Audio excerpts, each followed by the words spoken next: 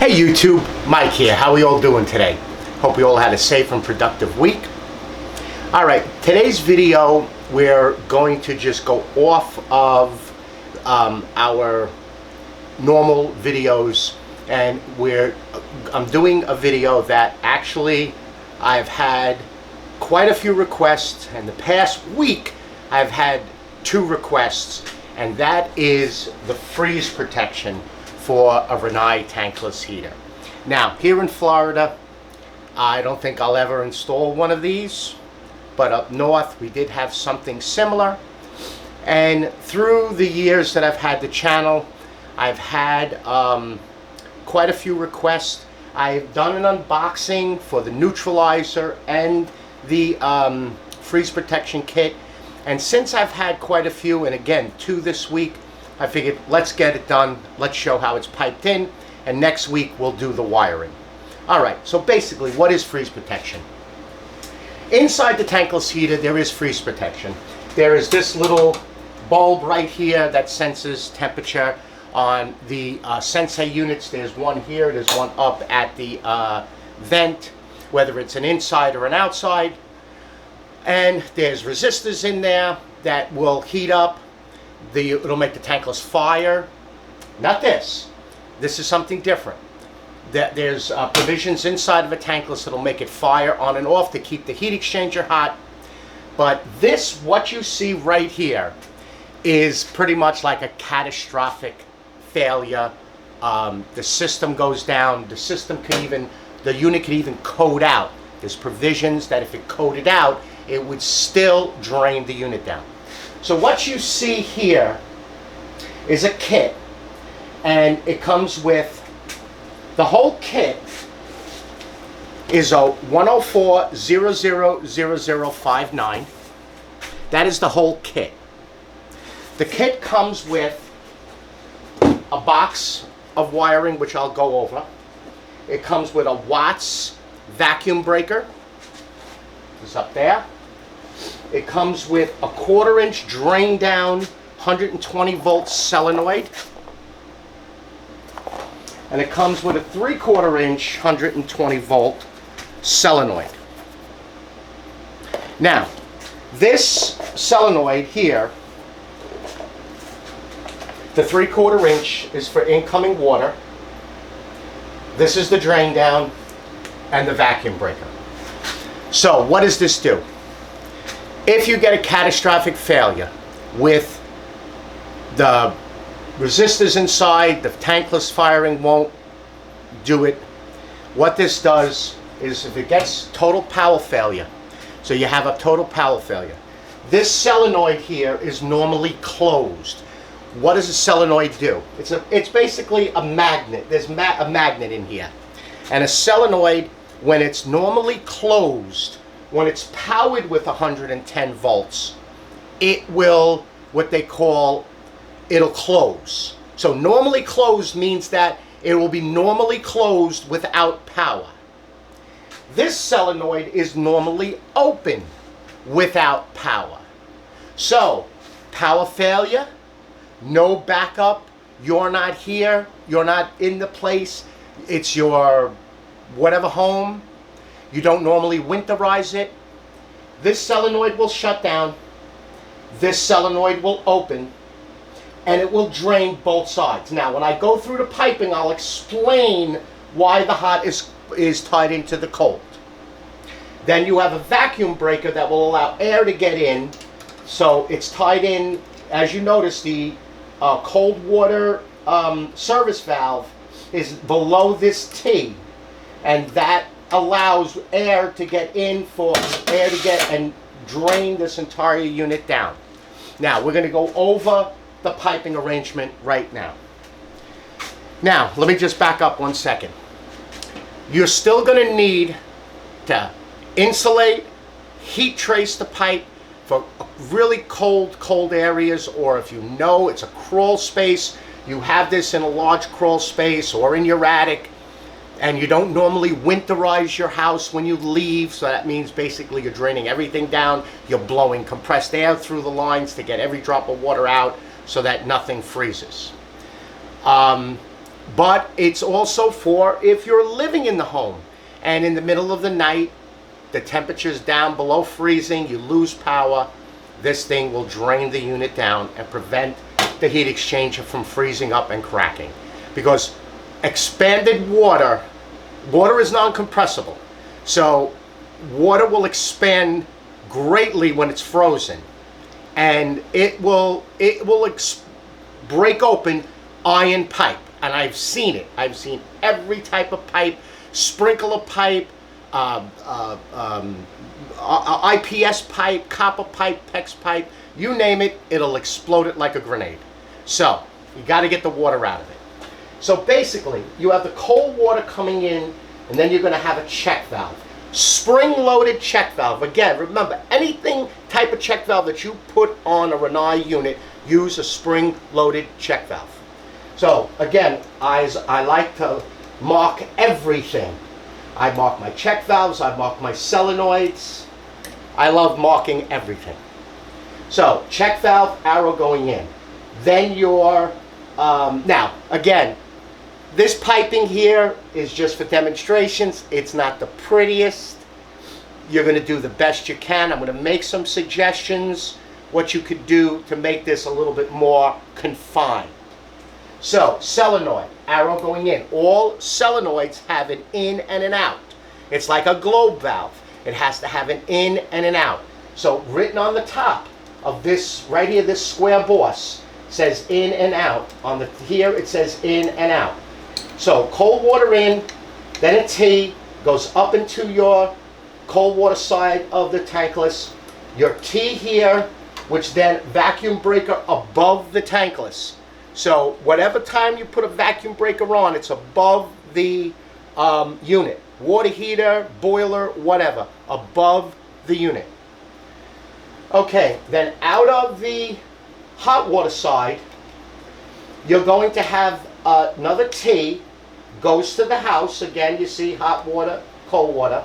A T with a check valve going this way, so that cold water is pressing up against that. Now, when you lose the power and this solenoid now closes, it's going to relieve the pressure on this side of the check valve, allowing the check valve to open, and both sides of the tankless will drain out of this solenoid. Because this solenoid, when it's not powered, is normally open. So this solenoid will lose its power, open, and then drain everything down. You want this T between the T feeding the cold and the check valve. Now, my suggestion is, and I could not find one, is just put a cross T here. So if you put a cross T here, and then, because that's a quarter, this is 3/4 inch, that's 1/4 inch. On some of the kits, you will get a 1/2 inch. So you'll have to play it by ear, get a 1/2 by 1/4 bushing. Now, I'm using gal, use brass on everything, on anything IPS. And of course, use your transition adapters. I'm just using plastic just for demonstration, but use these transition adapters, which are metal, to CPVC, or if you're using open or PEX, it'll be metal to PEX. Don't use anything plastic. All right.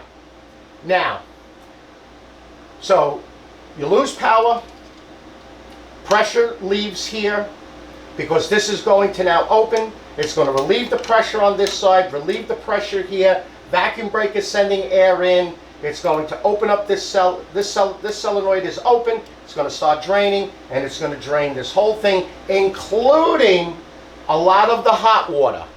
All right? Why? Now, of course, if you're below, water seeks its own level. It's only going to get to a certain point.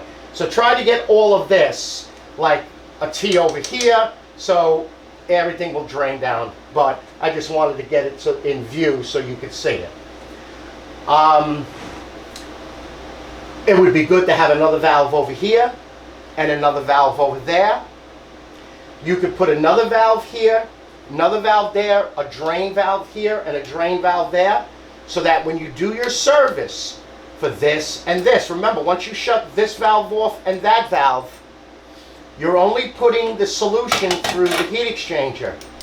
If you do another one here and there with a let's say a drain valve here and a drain valve there, you can then service the solenoids and the check valves to get the solution through that, so that the check valves are always working and the solenoids are always working in their peak performance. So that is basically, again, you know, you're going to be taking your filter out to do your service, but you could do a double service with these with this solenoid, with the, having a drain here so that you can service the two solenoids and the two check valves. All right, what do you get in the electrical? I'm going to show you this now, and then, like I said, next week we'll go into the wiring of the unit. You're going to get the surge protector, which ground plugs into the PC board, and then you get these harnessed that with a fuse. So this is what comes, and basically the surge protector mounts over here. Your wiring, you're going to come through your low voltage side. You'll have to kind of share for your, because you get quite a bit now. There, like I said, there is wiring.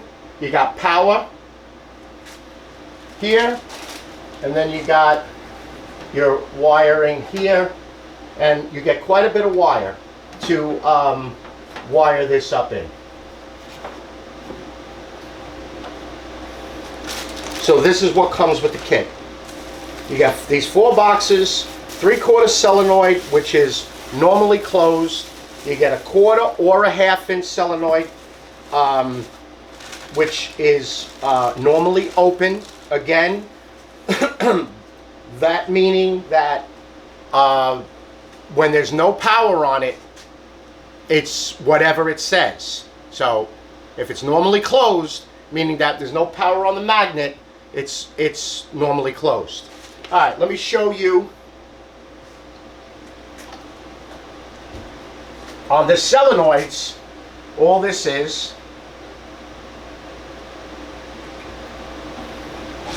see, it's a magnet, got a lock washer, and a shaft. When it magnetizes this, it opens that up. When it loses its power, it closes it. So right now, this is normally closed. Some solenoids have just a clip here, a retaining clip that you can pull off with a small screwdriver, and that will release the electric part.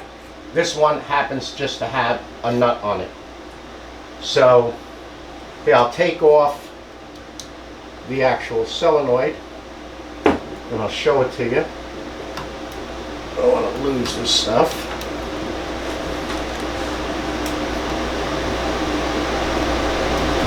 There we go. So this is the cold water solenoid. See, you got, I'll turn it. You see you have in and out, and you cannot, so you cannot blow through it unless there's power on it. Then you have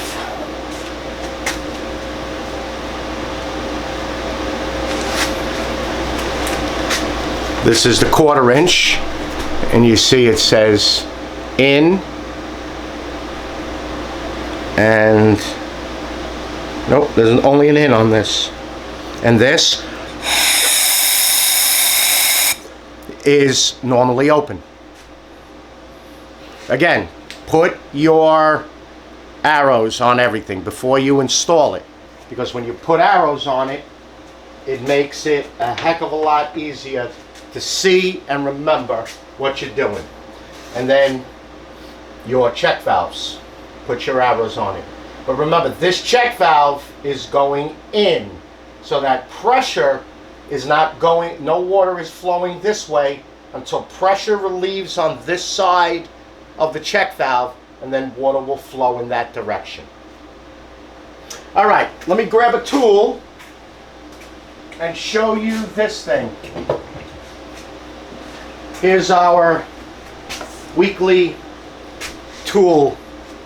This is another Weira tool. It is called the Joker. It is a self-adjusting, adjustable wrench, as you can see. So you put it onto the fitting and you make it up just by backing it off. And then if I want to unscrew this, this one is the double extra large. They make an extra large, large, and small. And then if you want to unscrew it, you hear it? It just backs itself off. And then remove it. This is good up to 3/4. Take that off.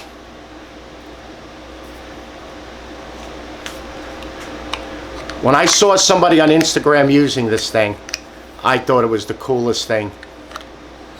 That one wasn't really that tight, but see, and then you just push it and it comes right off. It's called the Joker, and this one is the double extra large. It's about 80 bucks. Phenomenal. Makes up flare fittings for my flexes. We make up 3/4 Uponor adapters, CPVC adapters. They work really good. All right, YouTube. Like I said, I wanted to get this one done. Just remember, vacuum breaker's got to be above here. I'll bring the vacuum breaker down. Now, the vacuum breaker is 1/2 inch. I have it in a 3/4, just to show. But it's a 1/2 inch vacuum breaker. I just screwed it into the rubber washer. But that's your vacuum breaker. It's a Watts. So you could do a 3/4 by 1/2 T, go up with a 1/2 inch female adapter, and it's a Watts. Let's see, LFN 36M1, lead free, of course. Comes in the box. So everything you see here, all 4 of these pieces, come inside of that kit. But we'll put the number of the kit, the part number, down in the description below. All right, YouTube. I hope you enjoyed the video. This is a short one, but like I said, it was. I've gotten quite a few requests on it now that the channel is really taking off, and a lot of people up north. I've had 2 people in Canada ask for it, and I've had this thing sitting in my shop for a couple of months. Just figured I had to get these other videos done, and since, you know, weather's getting cold and, you know, people are trying to keep these things going good, I've gotten quite a few requests, so I figured let's get the video done. All right, YouTube. Again, I hope you enjoyed the video, and thank you for all of the subscribes, all the comments, all the emails, all the likes, everything. I really, from the bottom of my heart, I really greatly appreciate the support. Okay, when you have, I still haven't been able to answer a couple of comments, well, quite a few comments. I can't get them. I get them in my email on the YouTube, but when I click the reply, it goes to the video, but your comment's not there. I have checked my computer, my iPad, my phone. I can't get it. Maybe 1 to 2 out of 10 I can't answer. So this is what I need you to do. Put the comment in, but also set every comment, every description has my email. Email me that question, because my email I can answer perfectly. But in the email, give me your complete model number. So if it's RL 9.4 EN or EP or INIP, interior, exterior, natural or propane, if you can, include your serial number if you have a problem. Also, tell me where you're from. or just give me the state or a zip code, because I have a big list of distributors that have reputable, what they call ASPs, approved service providers like me, that if you're having a problem, and I hear this a lot, that guys are showing up, they're charging an exorbitant amount of money and they're not fixing the problem, I can get you in touch with the rep, and that rep in turn will get you in touch with an approved Rinnai service provider that is not gonna take you up the river without a paddle. Okay? So include all of that in the email, and include as much as you can, so that I can, I mean, a lot of you people are perfect. I mean, you're sending it over what I need, but I answer everybody. And whether I can answer it in an email, yes, you can do it, no, you can't, or this is the thing you need, or I give you my phone number.